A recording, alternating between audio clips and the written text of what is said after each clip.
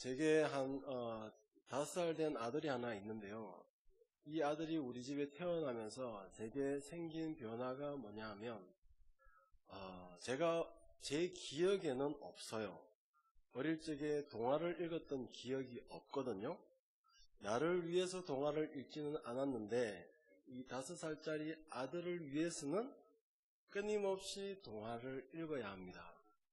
계속 책을 읽어줘야 하고 또 뭐 깨비퀴즈인가 뭐 그런 또 그 사이트가 있던데 거기에서 같이 또 보면서 대화도 하고 해야 합니다. 그렇게 동화를 보다 보니까 오늘 말씀과 가장 잘 어울리는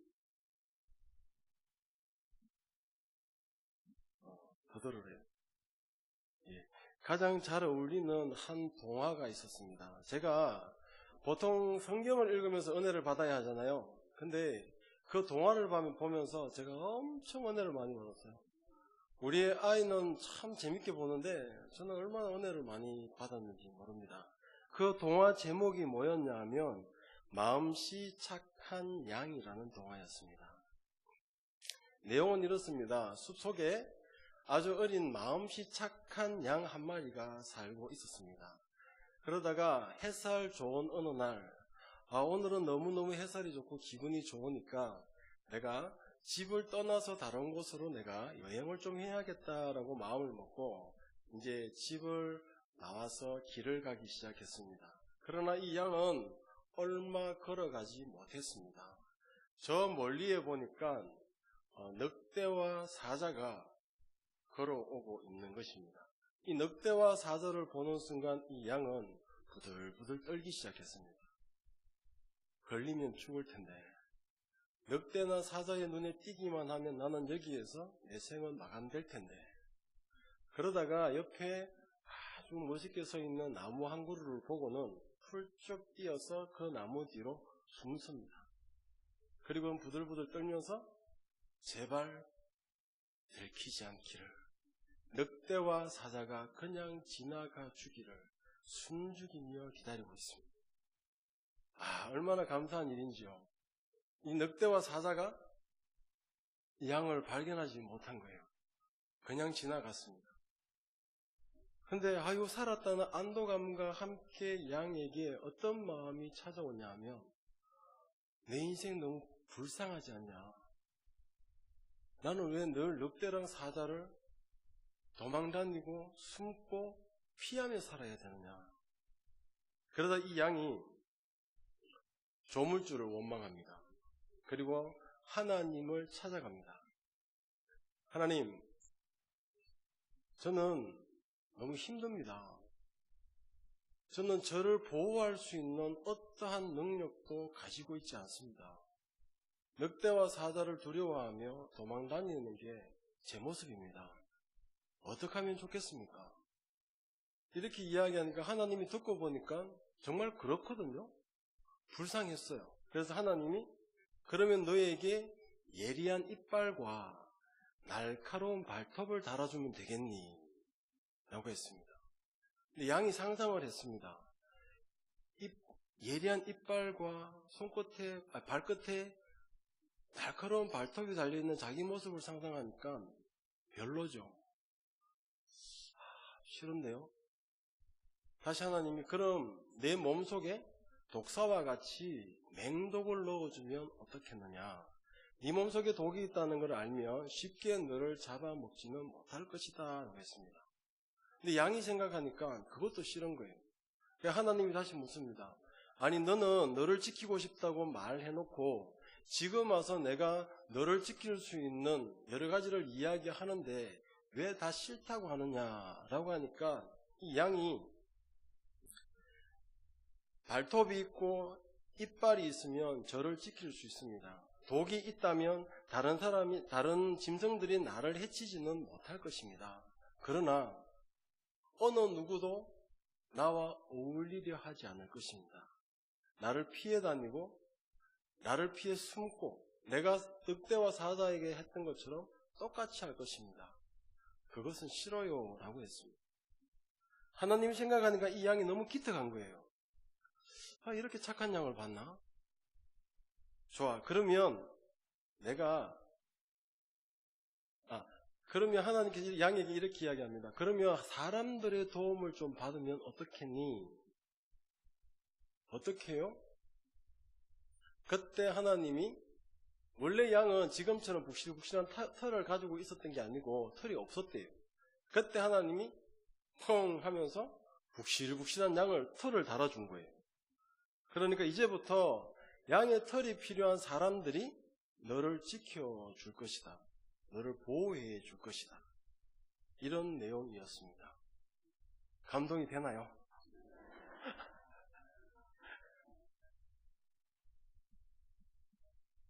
그 동화를 다 보고 나니까 여호와는 나의 목자시니 내게 부족함이 없다는 이 한 절이 너무너무 감동스러운 거예요. 그걸 보고 나니까 목자와 양의 관계는 이런 관계구나.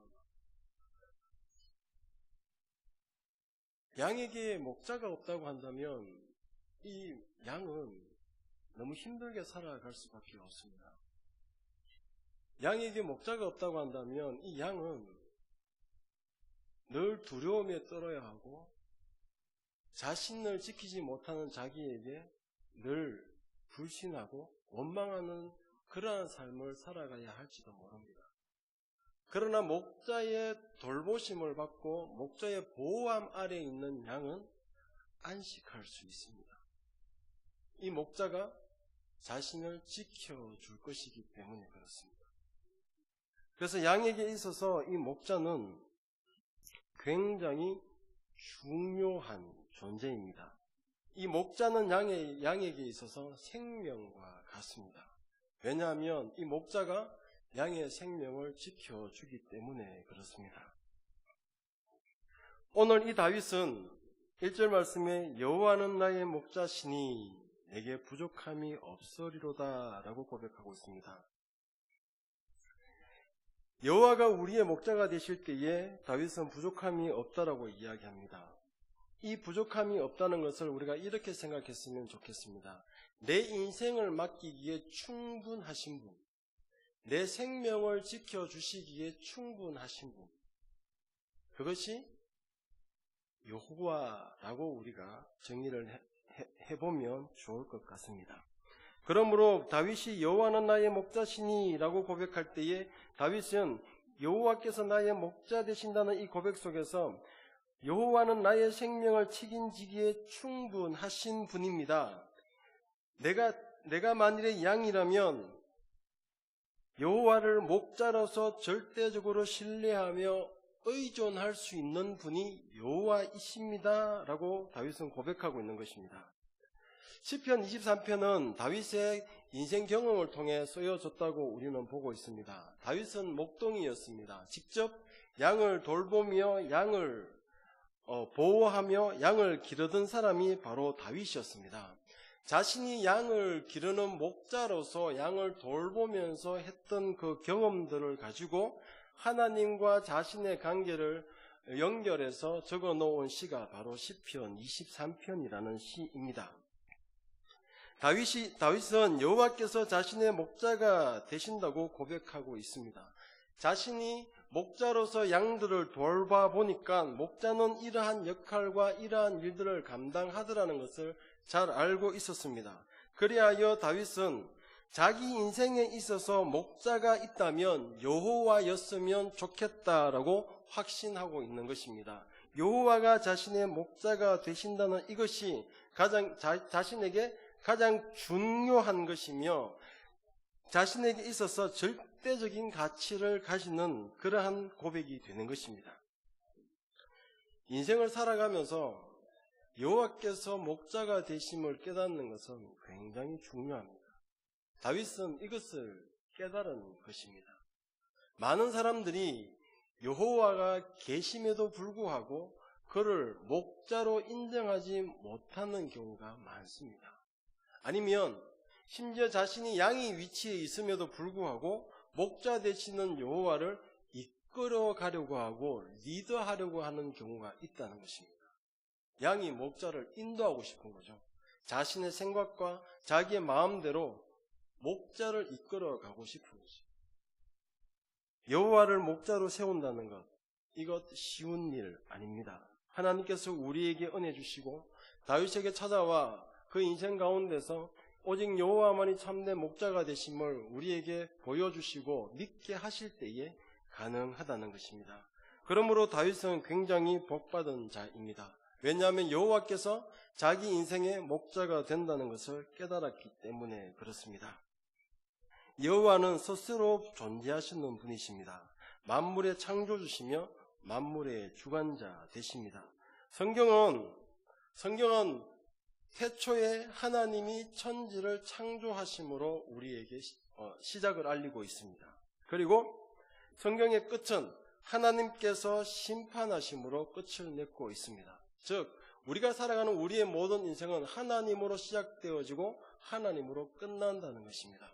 그런 분이 여호와이시며 그분이 우리의 목자가 되신다는 것은 굉장한 일이죠. 우리의 생명을 걸기에, 우리의 생명을 맡기기에 충분합니다. 우리의 인생을 맡겨놓고 그분이 우리를 인도하도록 우리가 그분의 양이 되는 것, 우리가 충분히 해볼 만한 일이라는 것이죠. 왜냐하면 그분이 창조주시며 통치자이시기 때문에 그렇습니다. 사랑하는 성도 여러분, 저와 여러분들이 모두 여호와를 목자로 섬길 수 있기를 간절히 소원합니다. 그리고 우리의 목자 되시는 그 여호와를 온전히 신뢰하고 우리가 믿음으로 한 걸음 한 걸음 따라갈 수 있기를 소원합니다. 왜 우리가 그를 따라가야 합니까? 2절 말씀에 그가 나를 푸른 풀밭에 누이시며 쉴만한 물가로 인도하시기 때문입니다. 목자 되신 여호와는 우리를 푸른 풀밭에 누이시기를 원하십니다. 쉴만한 물가로 인도하기를 원하십니다. 반대로 이야기하면 목자를 따라가게 될 때에 우리는 거기에서 푸른 풀밭을 우리는 발견할 수 있게 됩니다. 그리고 그 목자를 따라갔을 때에 우리는 그곳에서 쉼이 있는 물가를 만나게 된다는 것입니다. 우리가 다음 줄로 넘어가기 전에 우리가 확신해야 할 것이 하나 있습니다. 그것은 무엇이냐면 여호와는 우리를 푸른 초장으로 인도하신다는 확신입니다. 믿으십니까? 이것을 확신해야 3절, 4절 갈 수 있습니다.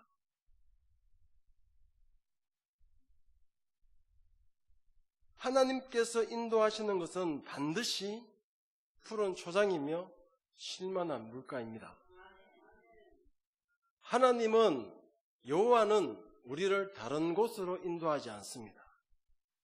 반드시 푸른 초장, 쉴만한 물가로 인도하십니다. 이것 붙들고 우리가 한번 가보기를 원합니다. 4절 말씀 한번 보겠습니다. 2절에는 굉장히 평온하고 좋았어요. 읽기만 해도 우리에게 은혜가 되잖아요. 넓은 푸른 초원이 있고 그리고 아름다운 시냇가가 흐르며 언제든지 양들이 목이 마를 때마다 가서 목을 적실 수 있고 배고픔을 느낄 때마다 꼴을 뜯을 수 있는 아름다운 초원으로 보입니다. 정말 그런 곳으로 보여요. 그런데 4절로 넘어가면 상황이 완전히 바뀝니다. 4절 말씀 한번 보겠습니다. 내가 사망의 음침한 골짜기를 다닐지라도 해를 두려워하지 않을 것은 주께서 나와 함께 하심이라. 주의 지팡이와 막대기가 나를 안위하시나이다 라고 이야기하고 있습니다. 우리가 1절과 2절에 대한 명확한 확신이 없으면 이 4절에 오면 다 걸려 넘어지는 거예요. 분명 하나님이 우리의 목자가 되실 때에 푸른 초장이라고 하셨고 쉴만한 물가라고 하셨는데 이 다윗은 4절로 오면서 사망의 음침한 골짜기, 듣기만 해도 소름 돋는 그런 단어를 언급하며 하나님이 우리를 사망의 음침한 골짜기로 이끌어 가신다고 말씀하고 있는 겁니다. 그냥 이 사망의 음침한 골짜기를 우연히 만난 게 아니에요. 목자 되시는 여호와가 인도해 가는 곳이 어디냐? 사망의 음침한 골짜기라.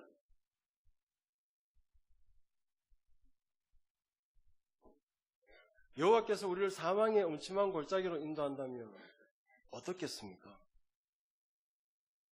목자 되시는 내가 확신하고 신뢰하는 그 여호와께서 우리를 사망의 음침한 골짜기로 이끌어간다면 우리가 기분 좋게 아주 담대하게 내가 여호와를 따르겠습니다라고 말할 수 있겠습니까? 그래서 우리가 4절을 만나기 전에 2절에 대한 명확한 확신이 있어야 합니다. 목자 되신 여호와는 우리를 반드시 기필코 푸른 초장, 쉴만한 물가로 우리를 인도하신다. 우리 이 확신 가지고 4절을 한번 보도록 하겠습니다. 이 팔레스틴 지역에 건기가 되면 이 푸른 초장과 이 물을 쉬이 만날 수 없다고 합니다. 왜냐하면 건기는 비가 많이 오지 않기 때문에 낮은 지역에 있는 풀들이 마르기 시작합니다. 그리고 당연히 냇가도 마르기 시작하죠. 이렇게 되면 어디에 풀과 물이 있냐 하면 아주 좁은 지역, 좀 그늘지고 좀 이런 좀 음산한 지역에는 아직 해가 내리쬐지 않아서 풀이 남아있고 물이 조금씩 남아있다는 거예요. 목자가 그것 때문에 거기에 있는 풀과 물 때문에 이 양들을 어쩔 수 없이 그곳으로 이끌게 됩니다. 그러면 이 건기에 그냥 험악한 산악 지역이다라고 생각하면 안 되고요. 꼴이 있어요. 물이 있어요. 그러면 양들만 그곳으로 모이겠습니까? 아마 살고 싶은 욕망이 있는 모든 들짐승들이 모이게 될 거예요. 그래서 그곳이 양에게 있어서 사망의 음침한 골짜기가 되는 것입니다. 거기에는 양을 노리는 맹수들도 같이 있기 때문에 그렇습니다. 지금까지는 넓은 초원에서 목자의 돌봄 아래서 양들만 쉬쉬 이렇게 공간이 있었어요. 그런데 이제는 이런 지역들이 사라지면서 생존을 위한 모든 짐승들이 한 곳으로 움집하며 모이기 시작했습니다. 그러다 보니까 그곳에는 양들을 위협하는 맹수들도 함께 있는 거예요. 결국 우리가 기억해야 하는 것은 이 목자들이 양을 사망의 음침한 골짜기로 이끌어가는 이유는 이 양들을 살리기 위함입니다. 위험하지만 그게 험난하지만 혹시 죽는 양들이 생길지도 모르지만 그러나 반드시 그곳을 가야 하는 것입니다. 그래야 양들이 살 수 있기 때문에 우리가 여호와께서 목자 되시며 반드시 우리를 푸른 초장과 쉴만한 물가로 인도하신다는 것을 확신해야 되는 이유는 우리가 여호와께서 우리를 사망의 음침한 골짜기로 이끌어 가시지만 그 이유는 우리에게 고난을 주시기 위함이 아니라 그곳에 풀과 물이 있기 때문에 우리를 살릴 수 있는 모든 것들이 그곳에 있기 때문에 가능하다는 것입니다. 그래서 다윗은 이 사망의 음침한 골짜기로 가는 것을 두려워하지 않습니다. 아니, 반드시 가야 하는 것을 알고 있습니다. 그러면서 후반부에 이렇게 붙입니다. 내가 사망의 음침한 골짜기를 다닐지라도 해를 두려워하지 않을 것은 주께서 나와 함께 하심이라. 주의 지팡이와 막대기가 나를 안위하시나이다. 다윗은 양을 치면서 자기가 목자일 때 그런 사망의 음침한 골짜기로 양들을 이끌어 들어갑니다. 그러나 거기에 양들을 버려두지 않았어요. 곰과 맹수들과 싸우며 양을 이 다윗이 보호하고 지켰습니다. 그런 것들을 경험했던 다윗이 인생에서 목자 되시는 여호와께서도 내가 비록 험난한 여정과 고난의 길을 갈 때에도 나와 함께 하시면서 그분의 손에 들고 있는 지팡이와 막대기로서 나를 보호하고 지킬 것이라는 확신, 나를 버려두지 아니하시고 함께 하시며 나를 자신의 생명 다하여 하나님의 목숨 다하여 지킬 것이라는 이 확신이 다윗에게 있었던 것입니다. 그것 때문에 내가 반드시 사망의 음침한 골짜기로 가야 하는데 그러나 이 사망의 음침한 골짜기에서 당할 이 어려움, 이 힘들고 나를 괴롭게 하는 이 모든 것들을 내가 견뎌낼 수 있는 것은 나와 함께 하시는 하나님 때문에 그분의 손에 들고 있는 지팡이와 막대기 때문에 가능하다고 다윗은 고백하고 있는 것입니다. 사랑하는 성도 여러분, 우리가 살아가는 삶 속에서 하나님께서는 분명 우리에게 푸른 초장과 쉴만한 물가를 말씀하십니다. 그런데 교회에 와서 말씀을 듣고 성경을 펼쳐보면 다 위로의 말씀이며 격려의 말씀입니다. 때로 만나는 말씀들은 어떻습니까? 내 죄 때문에 내가 이런 고통을 당하는가 보다. 내가 주님 앞에 똑바로 살지 못해서 내가 이렇게 힘든가 보다. 우리는 서로 자책하며 서로를 하나님 앞에 온전히 세우지 못하는 그런 때도 있었을 것입니다.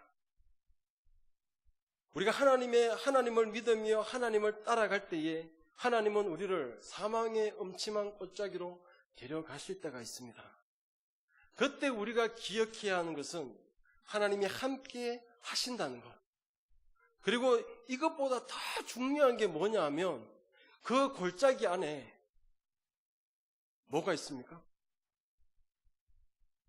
풀이 있어요. 그 골짜기 안에 나를 쉬게 만드는 물가가 있습니다. 내가 외부적으로 외형적으로 너무 힘들고 어렵고 고통스러워요. 그러나 그곳에 하나님께서 함께 하시면서 내 심령 가운데 풍성히 채워주시는 그 말할 수 없는 하나님의 그 꼴, 형언할 수 없는 하나님의 그 심, 이러한 것들을 우리가 그 속에서 경험할 수 있다는 것입니다.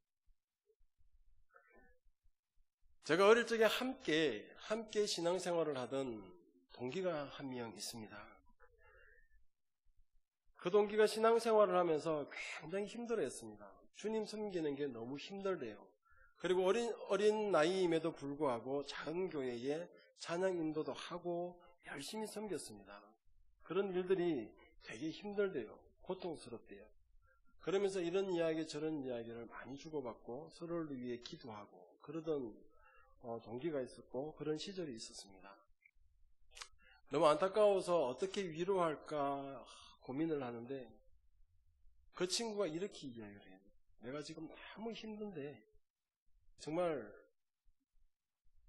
말할 수 없을 만큼 내가 고통스러운데 근데 내 중심 가운데에서 터져나오는 하나님이 주시는 평안함이 있고 하나님이 주시는 위로가 있다는 거예요.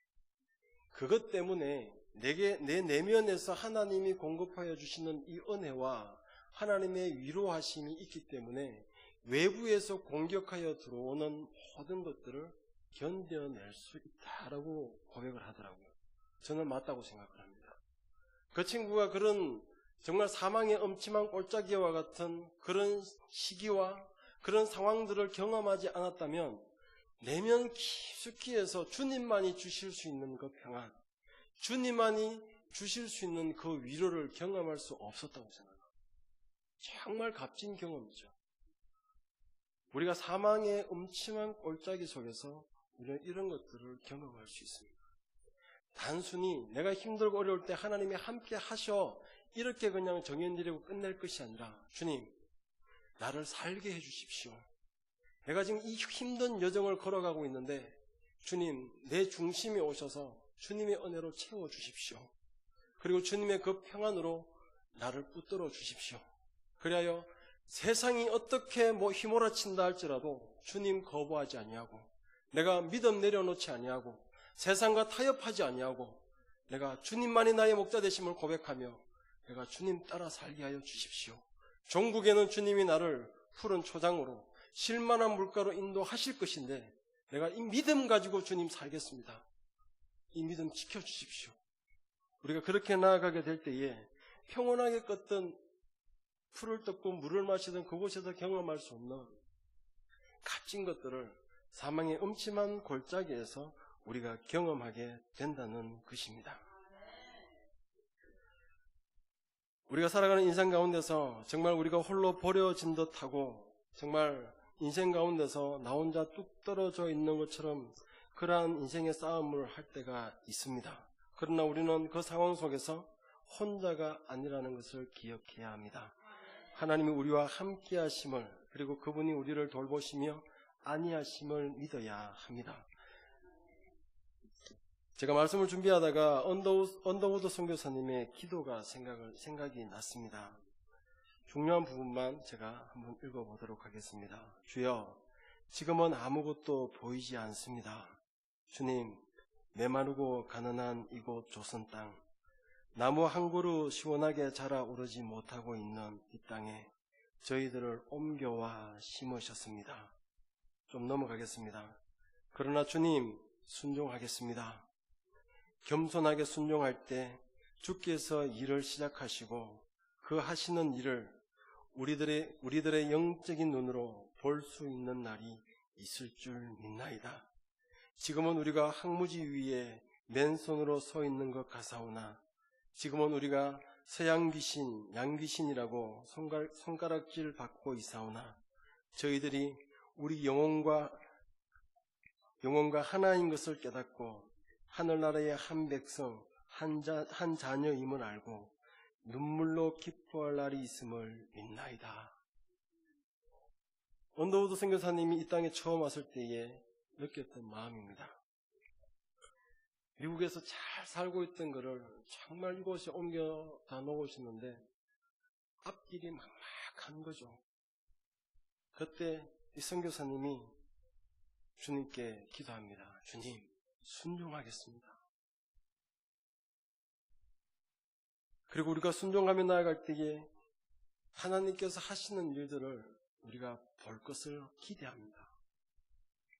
그래서 물러나지 아니하고 우리가 이곳에서 복음의 씨를 뿌리겠습니다.